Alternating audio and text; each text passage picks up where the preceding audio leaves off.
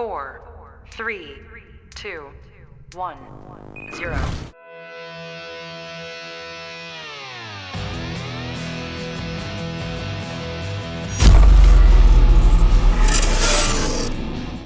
Hello, everybody. I'm Graham Ledger, and I'm going to try and be as upbeat as possible. Because as a constitutional American, I feel as if, I know what's happening right now. We have an opportunity, a moment in time, where we can put this country back on the constitutional rails where it has been knocked off multiple times by multiple presidents in a bipartisan way, multiple Congresses in a bipartisan way, multiple Supreme Courts in a bipartisan way. We have a moment to codify a lot of what President Trump is doing into law. How about into a constitutional amendment? I don't hear anybody talking about a constitutional amendment. For example, what I would like to do is have a constitutional amendment on election integrity, where you have one election day. Imagine that. You have paper ballots. Imagine that. They just had an election in Canada, all paper ballots, and they had the election results on the same evening. Imagine that. An election integrity amendment. How about just an election integrity law? How about just a law? And we invoke the supremacy clause of the United States Constitution. An amendment would be better. How about repealing some amendments? Anybody talking about repealing amendments right now? Huh? Why not? It doesn't take a Republican president or a Republican Congress to repeal amendments, but why aren't we talking about repealing the 16th Amendment? Why aren't we talking about repealing the 17th Amendment? Why aren't we talking about removing a woman's right to vote? Just kidding, just kidding. Okay, 51% of you, I'm just kidding. The other 49%, you know what I mean. Not going to get into that right now. Edward Chen. Do you know who that is? Edward Chen, C-H-E-N. He is a judge in San Francisco, and he was appointed by Barack Hussein Obama.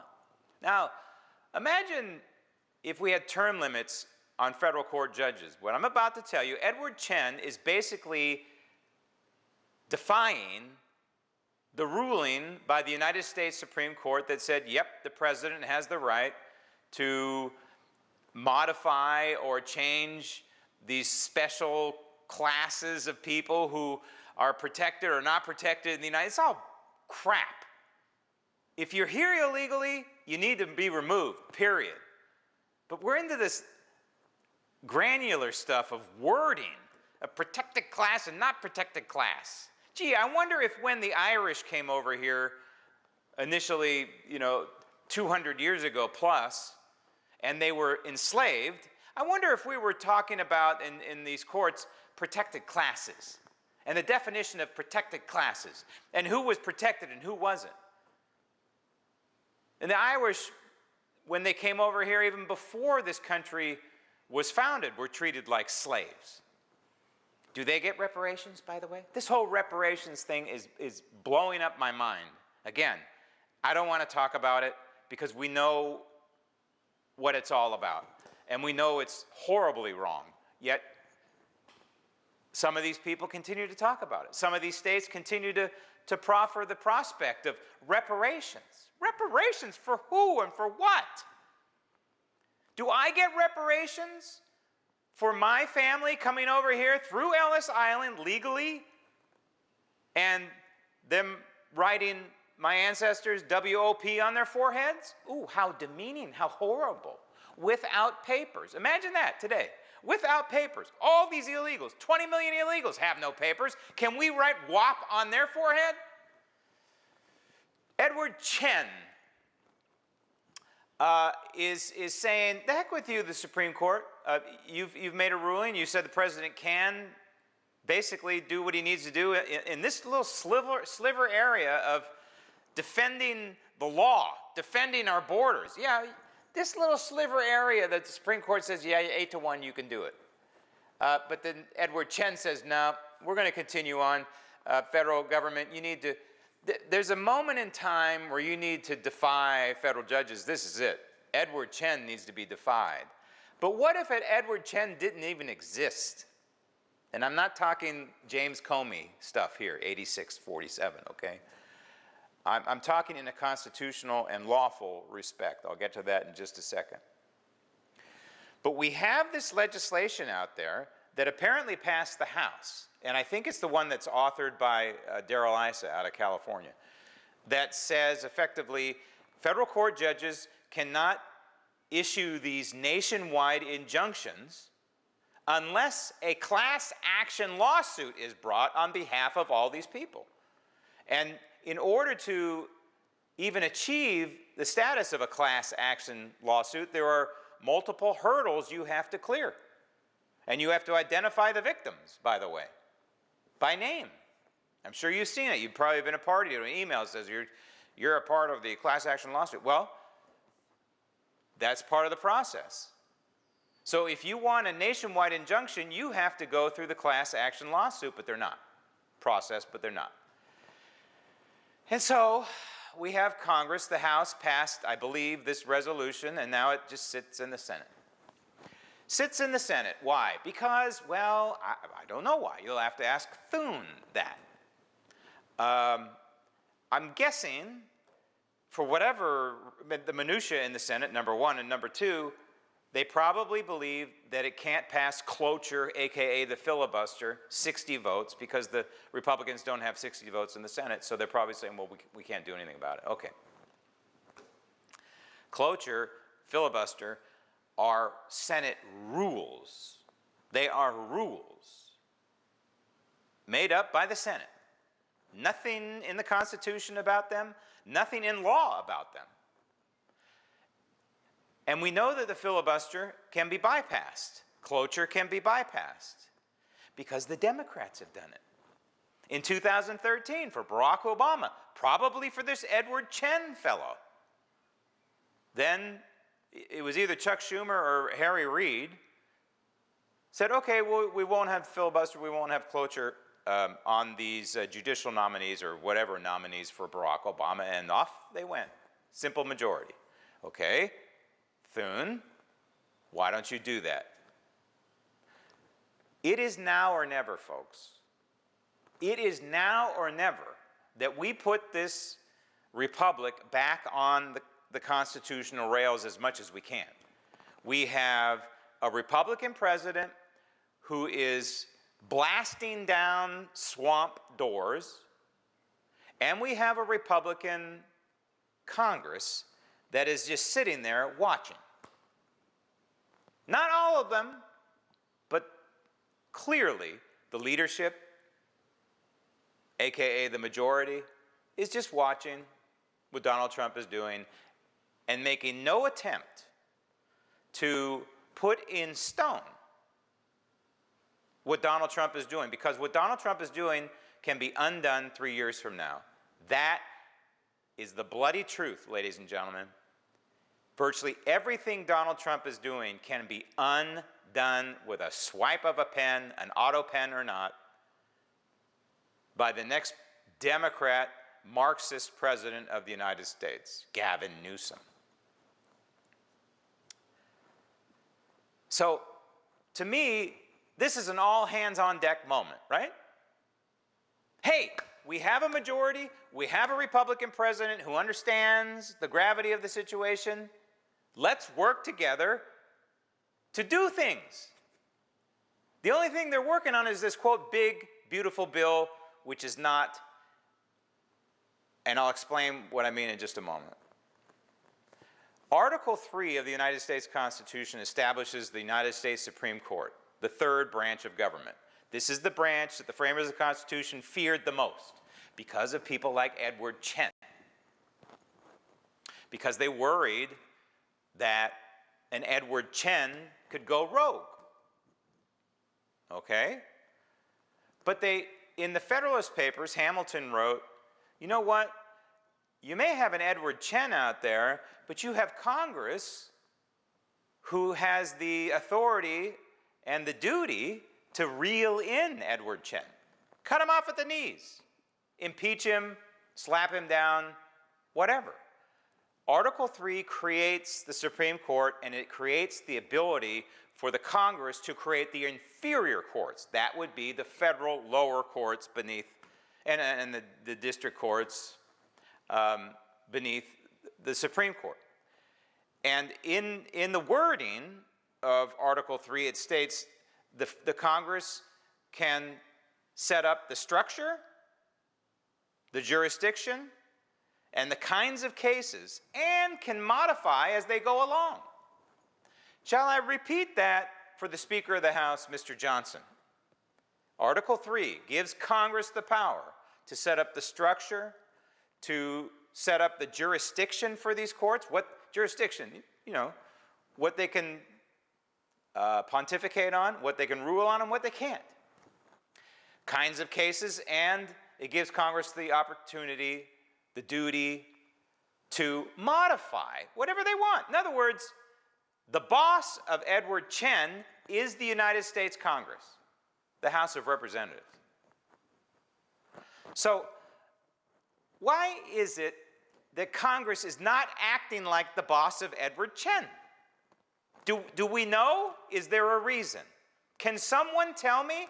Can Speaker Johnson tell me why the House of Representatives is not acting like the boss of Edward Chen and saying, Edward Chen, Your Honor, your lawyer dressed in black robes, maybe we should slap you down. Maybe we should impeach you because you are defying even a Supreme Court ruling, let alone your initial ruling, which was off base as it was, because it was beyond the jurisdiction, the scope of what these judges should be doing.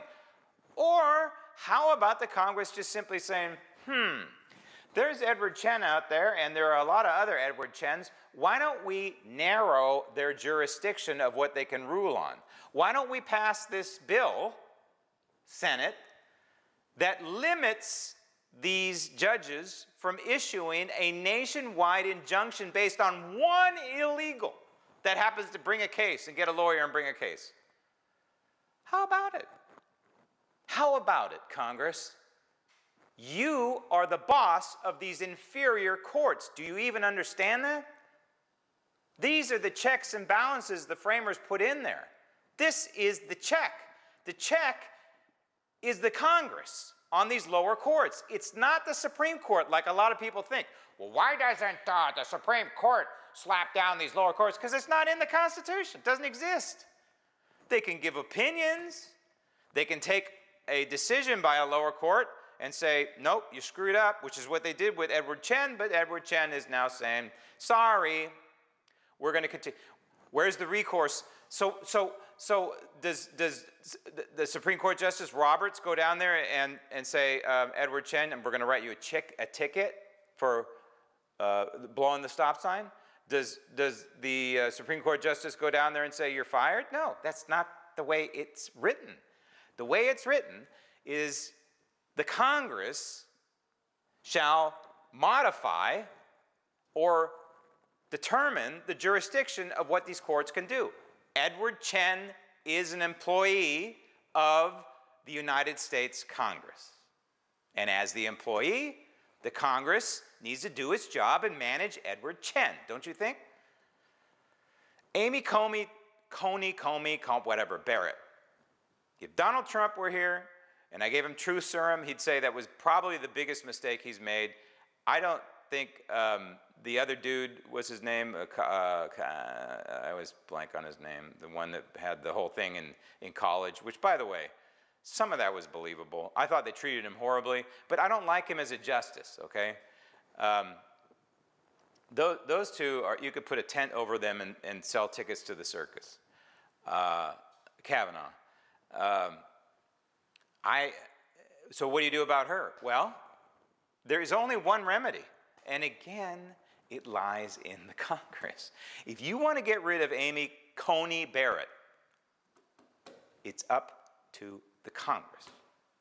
Short term, you can impeach her. Long term, you can put in a structure that limits her ability to continue to do damage. And I'll get to that in just a second. We do have a couple of members of Congress. I don't know, there's probably a handful, but the two I have discovered are out of Tennessee. They're both Tennesseans. One is Andy Ogles, the other is Tim Burchett. They're out there screaming like I am, top of their lungs like I am. Codify what the president is doing. Speaker Johnson, one of them said, hey, we need to do more codification, if that's a word. We need to do more codification and less vacation. Imagine that. Well, I got news for you, ladies and gentlemen. Vacations are coming. They're going on vacation in a couple of days. This week, they're going to be on vacation for a week. Why? Because it's Memorial Week. You know, most people get a day. Of course, Congress gets a week. Oh, but they're in their field offices. Yeah, right. So they come back and they work 15 days. There's always getaway days, so really, we'll give them 15 days, but it's more like 13 days. 15 days, they work 15 days in June, all of June, okay? And then they work 15 days in all of July, and then it's big vacation. And they don't go back to Congress until September 2nd. Now, I'm reading this from the congressional calendar, okay? It's out there. You can pull it up. I pulled it up. Do you see anywhere, if you're looking at that congressional calendar, and I just read it to you for the next 4 or 5 months, do you see anything in there, any sign that this Congress says, whoa, we have a moment in time here that we need to take advantage of? It's now or never. Do you read that anywhere in this? No, it's business as usual. Absolute business as usual. It's now or never, folks, for trying to put this country back on the constitutional rails. It is now or never. Meantime, we have this big, beautiful bill. Now, I know what President Trump is trying to do here. He is trying to codify some of the major tenets of his presidency and his campaign. For example, finishing the wall, funding for finishing the wall, which, of course, Speaker Ryan misled him that there was no money and no support for in the first term. Term 2, at least he's got it in there, right? So they're going to finish the wall. They're going to double layer. They're going to do all kinds of fun stuff, which is what we need, of course. And he's going to jack up border security. He's going to hire more ICE agents and more border agents, which is good stuff. There are some other things in there, tax cuts. We didn't get no tax on Social Security, apparently. Why is Social Security taxed at all? Have you ever asked yourself that? Think about that.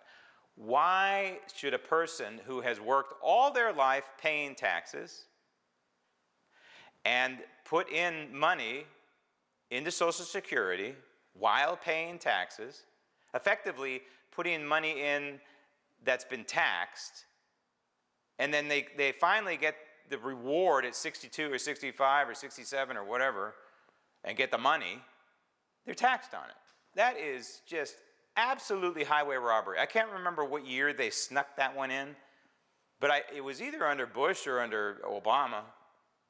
That means Republicans probably had to support it. You believe this? Absolute. How about this, Speaker Johnson?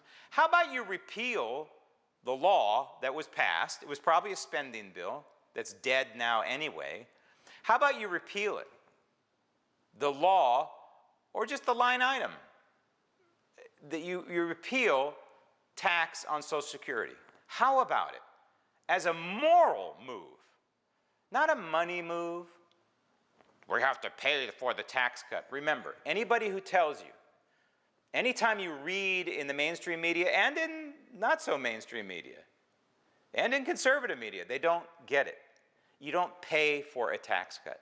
You tax at what the Congress says you tax at. You don't pay for it. That mentality means that, oh, that money that you work for is actually the government's. That's the mentality there. You don't pay for a tax cut. If there's fewer dollars that Congress has to work with, then there's fewer dollars that Congress has to work with. That's life. It's just like if your paycheck drops 1 month because you didn't have a good sales volume, that's life. Why is it any different for Congress? So this big, beautiful bill has got some good stuff in it, but it's got some bad stuff in it. Now, you're hearing that Planned Parenthood is being defunded through Medicaid, which is good, but the problem is there's other funding sources, federal funding sources, your tax dollars going to Planned Parenthood. Did you know that? Title 10, Title X, Title 10 still funds Planned Parenthood. Are they cutting that? I don't have the bill in front of me. I'll plead ignorance, but I'm asking the questions. Are they cutting all funding to Planned Parenthood? PBS. I am hearing Corporation for Public Broadcasting that they're snipping, but are they snipping everything? I don't know. You tell me. If I had to bet, I would say no. How about the Department of Education? Well, what are you talking about, Graham? Department of Education. Well, Donald Trump has basically said, I want to gut the Department of Education. So if you're gutting the Department of Education, why do you need to fund it? How about you blue pencil, AKA eliminate Department of Education? Why not in this bill a one line that says the Department of Education is hereby eliminated? Oh, but that's too radical. Why is that radical? It's cutting what we don't need. And even if it was radical, radical is what we need. It's now or never. If we don't take this, quote, radical approach now, we'll never get it. Never, ever, ever. We're not going to have this opportunity again, ladies and gentlemen. It's not going to happen. It's not going to happen. Not in our lifetime, probably. Just like California. It's not going to be fixed in our lifetime. There are too many Marxists who live in that state and enjoy what's going on. They enjoy it. They approve of it. You should have seen them during COVID, during the government shutdown ostensibly because of the COVID virus. The Californians, I lived through it. There's a majority of people who actually enjoyed wearing a mask, lining up out in front of a Walmart or whatever to go buy their toilet paper. It was as if it was some sort of badge of honor. And they had all these masks hanging. Anyway, I don't want to get distracted. But the bottom line is we need to be radical. Department of Education. How about the ATF? Do we need the alcohol, tobacco, and firearms? No. We don't need alcohol, tobacco, and firearms. All that they do can be folded into the FBI, which, by the way, I don't think we need the way it is now. Does anybody have the guts to really overhaul the FBI? Okay, we're moving out of the building. What happens 3 years from now if there's a President Newsom? You've got to codify this stuff, folks. All these internal changes can be undone 3 years from now. How about Department of Energy or the EPA? Well, the Department of Energy is in charge of nuclear stuff. Okay, so do we need to look at that?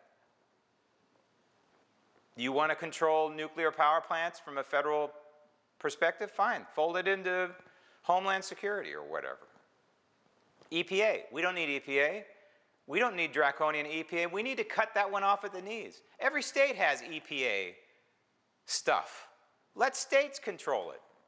Why is the federal government even involved in what states are doing? You worried about pollution, so you have an EPA? Well, what about the FAA can handle that, right?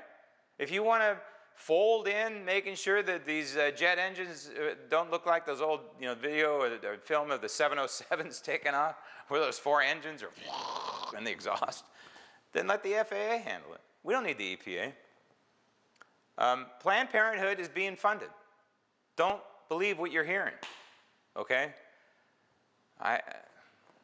Unless you can show me that Title 10 no longer exists, it's being funded.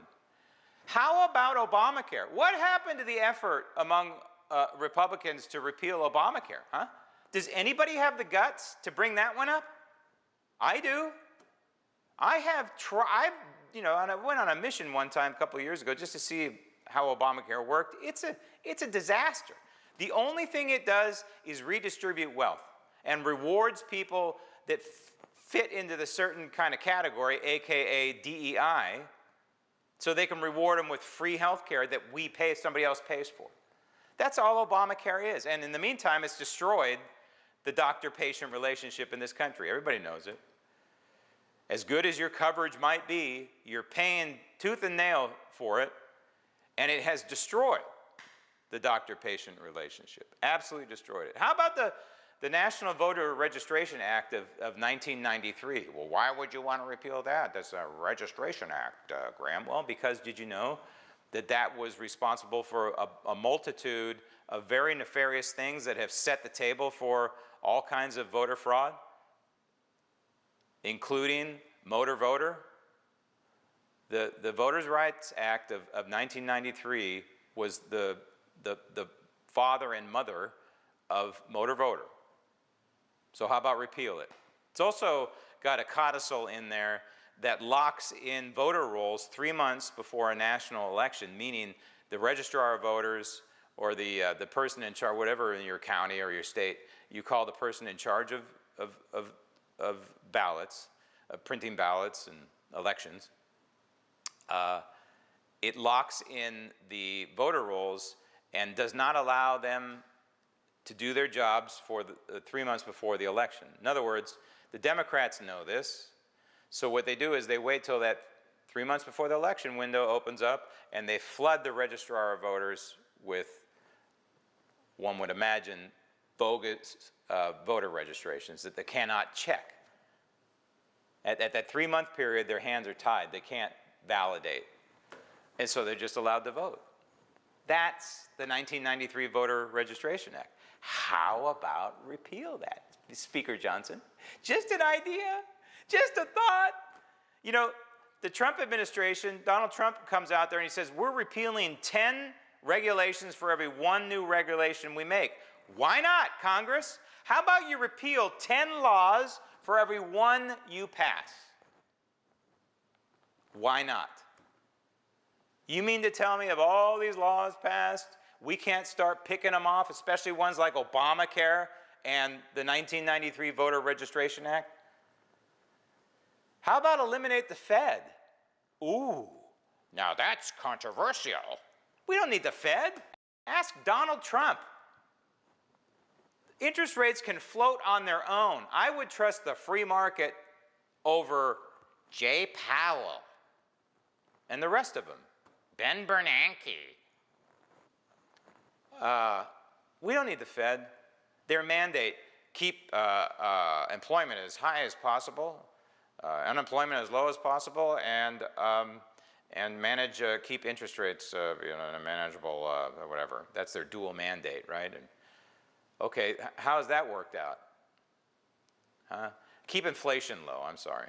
It's not interest rates, but keep it, the interest rates are their tool to, ostensibly a tool to keep inflation in check. Well, how did that work out? As they printed helicopter money and kept rates artificially low for the entire time Barack Hussein Obama was in office. Oh, just a coincidence. Post office. How about we privatize the post office? Just a thought. Just a thought. It hemorrhages money. Everybody hates going to the post office because it's a disaster. These people back there, they don't care. They know they're protected by their union. They know they got this big pension waiting for them, and the big pension is turning the whole thing upside down. And so we have to keep giving it money. How about we give it to Jeff Bezos, and we give it to Federal Express and UPS and say, hey guys, can you come up with a better plan? Yes. How quick can you do it? About 10 minutes. And then the big one, term limits. If there's a single item that we could do right now with this Republican leadership, if you want to call it that, in DC, is we could impose a law that enacts term limits. And I'm talking term limits on every person that collects a federal paycheck. Everyone. Why is it we only have term limits for a president? Why is that? You know, the framers didn't even put term limits on anybody when they built the Constitution because they had a different mindset back then. They thought Americans would go to D.C., serve, and go home.